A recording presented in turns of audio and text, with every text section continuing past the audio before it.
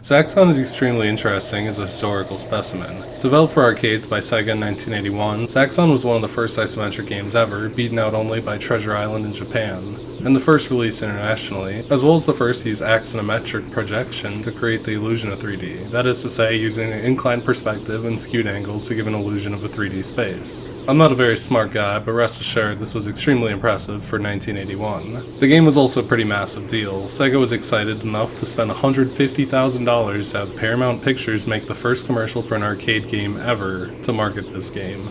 The arcade release has seen a few re-releases here and there: Sega Genesis Classics on PS2, Sonic's Ultimate Genesis Collection on Xbox 360 and PS3 as an unlockable, which is how I played it, the Wii's Virtual Console because of course, and on Sega's upcoming desktop arcade cabinet, the Astro City Mini V. But on its release also had various home versions, primarily to the many home computers of the day, but notably in non-isometric form on the Atari 2600 and Intellivision, ported by Coleco, who also made a much more accurate port for their own Colecovision. That's kind of a strange thing of that era. Coleco developed ports of Donkey Kong for every system too. That's kind of just a strange thing from that era. Coleco developed ports of Donkey Kong for every system too, even though they had their own console, but always make their own way better. It'd be like Nintendo putting a shittier version of Mario Odyssey on the PS5 because it'd be kinda profitable. Anyway, beyond the really cool technological advancements, what is Zaxxon? It's a pretty standard scrolling space shooter.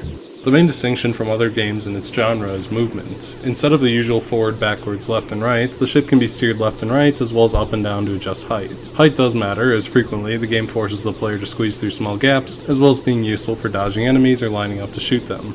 Beyond that, not much to say. No power-ups, just standard shooting, and no hold to fire, so be prepared to mash. There's fuel, which drains over time and causes the player to lose a life at zero, which can be refilled by shooting oil tanks, and there's not much for enemies. Standard ships that charge at you and shoot you, which can be avoided by moving under or above them, missiles that home in on you, and missiles that raise from the ground. The game is extremely short, featuring 3 stages before looping indefinitely. The Easy Fortress, with some light enemies and missiles, the Space section, which only has ships, and the Second Fortress, which forces the player to squeeze through tight gaps and ends in a boss fight against the Zaxxon robot, who slightly moves back and forth and fires missiles and can be defeated in about 5 seconds of mashing. Each loop makes the game slightly more difficult, the enemy ships get a little stronger, there are more tight gaps, higher speed, but largely the game is very simple and repetitive, to a fault really. Some power-ups or more interesting enemies definitely would have helped. The whole loop only lasts 4 or 5 minutes, and even that short time doesn't change much. The game is just incredibly basic.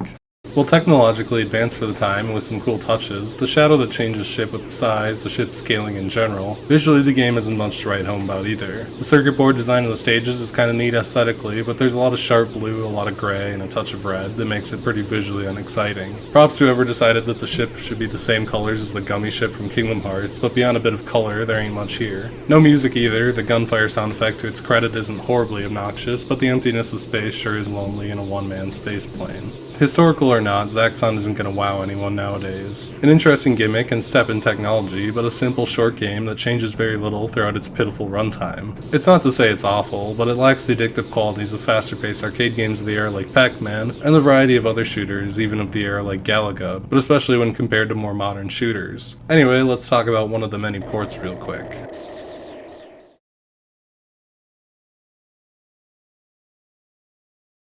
So yeah, I pretty much introduced Zaxxon for the Colecovision earlier. All the home console ports were handled by Coleco, and the one for their console is far and away the best, actually playing like the arcade game. Colecovision was far stronger than both the other consoles, but it still feels a little scummy that the Atari 2600 and Intellivision versions are so much worse. Regardless, it's pretty accurate. It even has stuff I never saw in the arcade version, like these little UFO enemies. The backgrounds scroll in a choppy manner that's a bit distracting at first, definitely of its time, but not to an extent that it ruins the game. The game has 4 difficulties, each of which both speeds up the game and fuel depletion. 4 feels basically impossible, but 1 is far easier than the arcade. As before, it's a pretty impressive game for having the isometric perspective and navigation around that, but it does feel moderately more awkward than the arcade version, especially lining up with things. Notice me being incapable of landing hits even all the way at the edge here against the boss.